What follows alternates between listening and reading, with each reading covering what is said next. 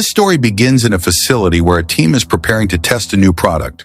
A man named Blaine welcomes his new assistant, Linda, and introduces her to the team. They are about to begin testing a new soda and need to gauge consumer reaction. The first participant is a man referred to as Subject 37. He is sitting in a chair with wires connected to his head. Blaine explains that they are happy to have him be a part of their new product launch in the UK. Subject 37 asks why he's hooked up to so many wires, but he is told not to interrupt. Blaine reassures him not to worry, as the wires are just so the technicians can get a read on his reactions. In front of him is a can of soda.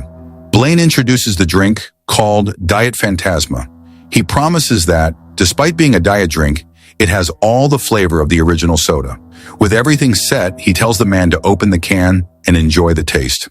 The subject hesitates for a moment and asks if he should drink it now, to which they reply, "Yes, that means drink it now." The man obeys, opens the can, and takes a sip. As soon as he tastes it, his expression changes completely, and he only manages to say that it tastes like before something terrible happens.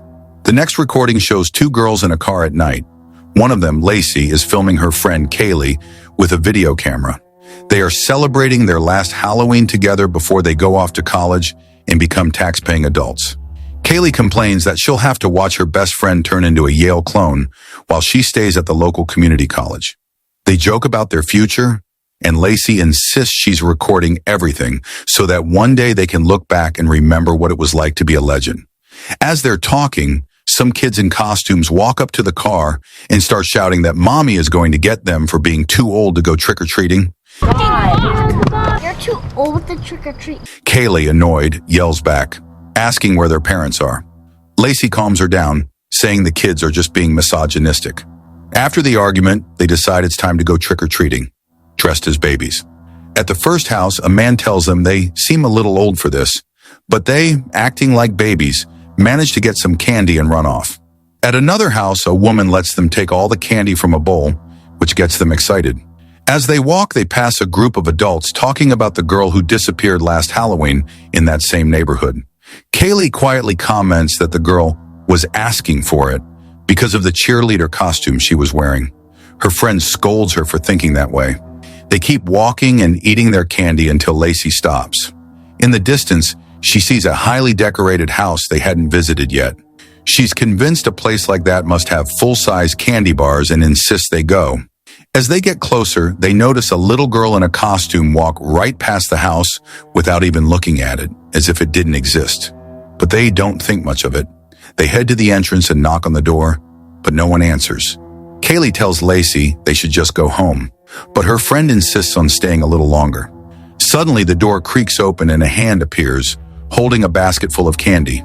Lacey, thrilled by the possibility of an amazing story for their last Halloween, decides to go into the house despite Kaylee's warnings.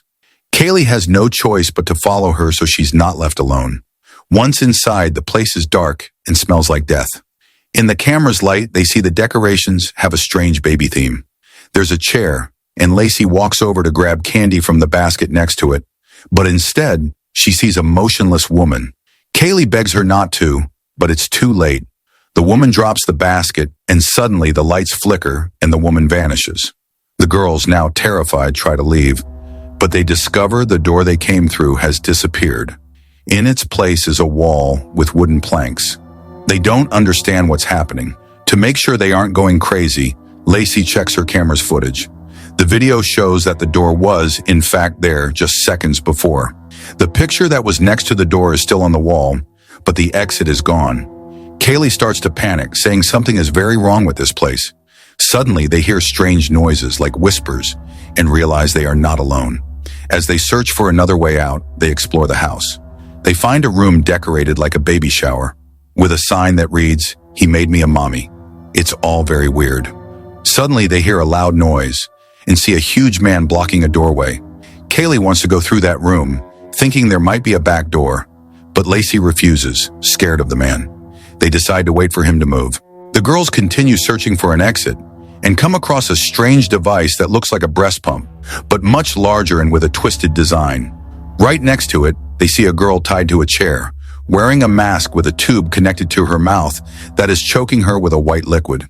Lacey wants to help her, but Kaylee stops her, reminding her that their priority is to get out of there alive. She promises that once they're outside, they'll show the video to the police so she can be rescued. As they argue, the strange woman from before appears in the room and begins milking herself, filling several containers with the same white liquid. Horrified, the girls flee the scene. They keep running and hide in another room. Kaylee, despite her fear, tries to comfort Lacey, telling her everything will be okay. They try to force a window open to escape, but it's completely nailed shut. Lacey suggests looking for a hammer or something to break it. At that moment, Kaylee shines the camera's light and discovers another person in the room. It's a young girl sitting on the floor, wearing a cheerleader costume. Kaylee realizes it's no coincidence. She's the girl who disappeared last Halloween. She has been trapped in this house the entire time. Kaylee approaches her and tries to talk to her. She asks if someone kidnapped her, if the woman did this to her, and if she knows how to get out of the house. But the girl doesn't answer. She just rocks back and forth, repeating the word mommy. Suddenly, the cheerleader girl starts screaming, calling for mommy and alerting the woman to their presence. Lacey and Kaylee run for their lives. They manage to dodge the woman, but as they try to go downstairs, they run into the giant, baby-like man blocking their path. They have no choice but to go back upstairs and hide in another room. The room they enter is disgusting, with the walls covered in filth. Lacey, in a panic, remembers what the kids yelled at them at the beginning of the night. They said mommy was going to get them. She starts to believe the story's real.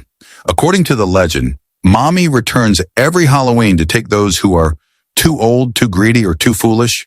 Kaylee tries to tell her it's just a story, but Lacey is convinced it's real and that the woman is the creature from the legend. She feels guilty for not listening to Kaylee and for entering the house. While exploring the nauseating room, Kaylee discovers a photograph on the wall. It's the same woman from the previous photos, but this time the image shows her pregnant and hanging from a noose.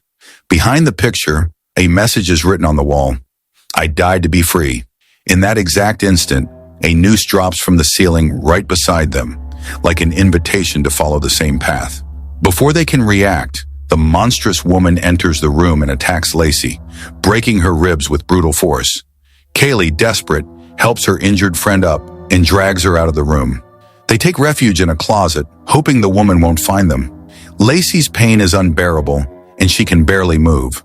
Suddenly, they begin to hear a strange and eerie lullaby that seems to be getting closer. The sound is hypnotic, and despite their efforts to stay awake, they both fall into a deep sleep. When Kaylee finally wakes up, she realizes Lacey is no longer by her side. The closet door is open, and a trail of white liquid stretches across the floor. Terrified but determined to find her friend, Kaylee follows the trail. The path leads her to the basement of the house. As she goes down, she finds a room decorated like a macabre nursery with a sign that reads, "Welcome." Inside the basement, Kaylee finds Lacey sitting next to the monstrous woman and other victims, all with their facial features twisted and an empty smile. Lacey no longer looks like herself. She is now one of the house's babies. The monstrous woman begins to sing the same lullaby as before, and Kaylee, overwhelmed by the horror and the hypnotic sound, feels a terrible drowsiness she can't resist. With no options left and completely defeated, she curls up next to the woman and her victims, accepting her fate and becoming part of the macabre family. The recording cuts off. The story returns to the Diet Phantasma facility.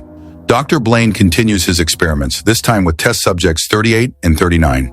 Although he claims to have modified the formula, the result is the same. As soon as they taste the soda, everything spirals out of control. One of the subjects dies when the can's pull tab slices through his throat, and the other undergoes a horrific transformation until his body disintegrates. The experiment is another failure. The next tape takes us to Spain, where police are investigating a massacre at a Halloween party. The only survivor is a young man named Enric, who pleads guilty to everything that happened. The investigators inform him that all the bodies found have crushed bones and are missing their eyes. Enric is the prime suspect, but even though he accepts the blame, the detectives don't believe a single man could have done something like that. They ask him to tell them what happened that night, but Enric claims he remembers nothing after they entered a specific room. To try and jog his memory, the detectives decide to take Enric back to the scene of the crime, an abandoned mansion. The police have recovered footage from the victims' cell phones, which shows how the group got there. Enric's friend Vicky was the one who led them, guiding them through an underground tunnel that provided access to the property. In the video, Vicky explains that the mansion belonged to a famous medium named Roberta Marconi, and that on Halloween night, a bridge opens up between the world of the living and the dead.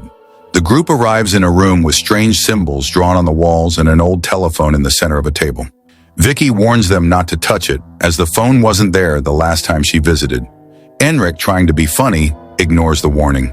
He finds a phrase written on the wall that says, ut supra sic infra, which is Latin for as above, so below.